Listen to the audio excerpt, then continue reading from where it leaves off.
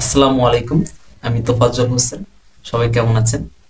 আজকে কথা বলবো আমাদের নিজের বলার মতো একটি গল্প ফাউন্ডেশন নিয়ে।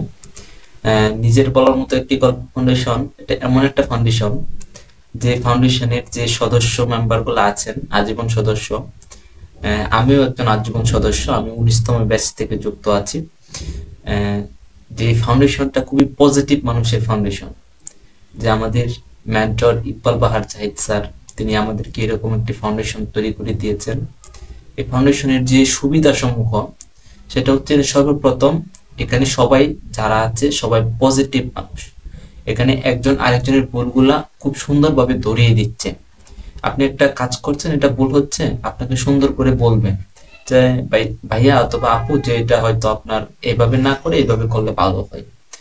যে এখানে আরেকটা বড় বিষয় হচ্ছে এখানে আমরা সহজে নেটওয়ার্কিং তৈরি করা যায়। আপনি যদি একজন উদ্যোক্তা বা ব্যবসায়ী হন এই, অথবা আপনি এর বাহিরেও হন, তাহলে এই ফাউন্ডেশনটার সাথে আমি বলবো যুক্ত থাকার জন্য। কারণ এই ফাউন্ডেশনে যুক্ত থাকলে কি হয়, আপনি চাকরি করেন অথবা ব্যবসা করেন, যাই করেন না কেন, আপনার মধ্যে প্রোডাক্টিভিটি বাড়বে।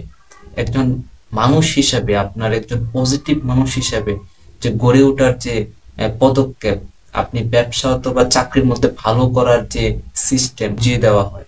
যেমন প্রত্যেকটা দিন স্যার একটি করে সেশন দিচ্ছেন, এবং সেই সেশন থেকে শিক্ষা গ্রহণ করে সেখান থেকে যদি একটা লাইন, আমি মনে করি একটা লাইন নেওয়া হয়, ব্যক্তিগতভাবে যখন আমি সেশনগুলো পড়ি তখন মনে হয় যে এই সেশনটা হয়তো আমার জন্যই লিখেছেন।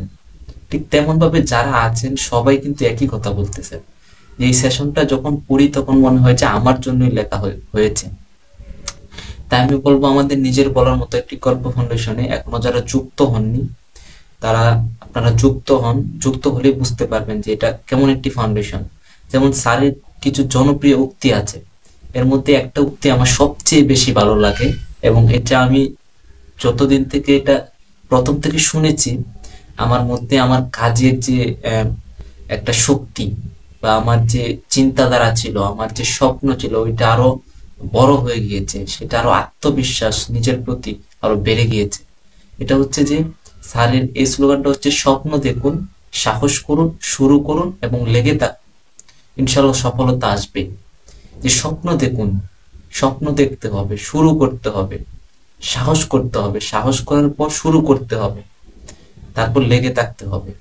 তাই স্যারের সেই কথাগুলা খুব ভালো লাগছে, এবং সেইগুলাকে নিয়েই কিন্তু লেগে থাকা।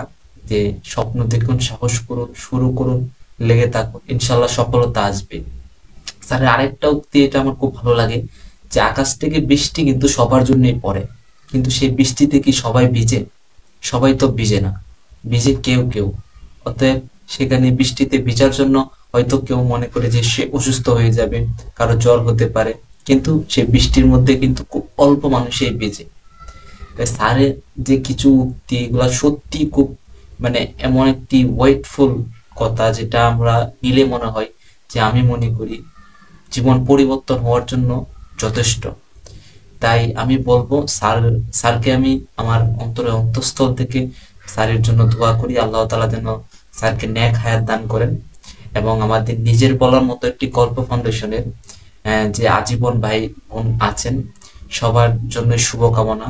সবার উদ্যোক্তা জীবন, সবার চাকরি জীবন সুন্দর হোক, সম্ভাবনাময় হোক, সেই আশা ব্যক্ত করে, এবং আমি আমার জন্য দোয়া চাই। আমার প্রতিষ্ঠান টিএস ফ্যাশন, আমি মূলত কাজ করি গার্মেন্টস আইটেম দিয়ে, যেমন ছেলেদের T shirt, polo shirt, joggers, hoodie, others যে আইটেমগুলো, নিট আইটেমগুলো আছে গার্মেন্টসের, ওই নিট আইটেমগুলো নিয়ে কাজ করি। নিজস্ব ফ্যাক্টরিতে তৈরি করে এগুলা সেল করি। আমার প্রতিষ্ঠান টিএস ফ্যাশন, ফেসবুক পেজ এবং ইউটিউব চ্যানেল। ইউটিউবে চার্জ দিলেই হয়তো আমাদের আর ডিটেলস জানতে পারবেন। আর আমার জন্য দোয়া করবেন, আমার মা বাবার জন্য দোয়া করবেন। আমি আপনাদের সবার জন্য দোয়া করি, সবার উদ্যোক্তা জীবন সুন্দর হোক।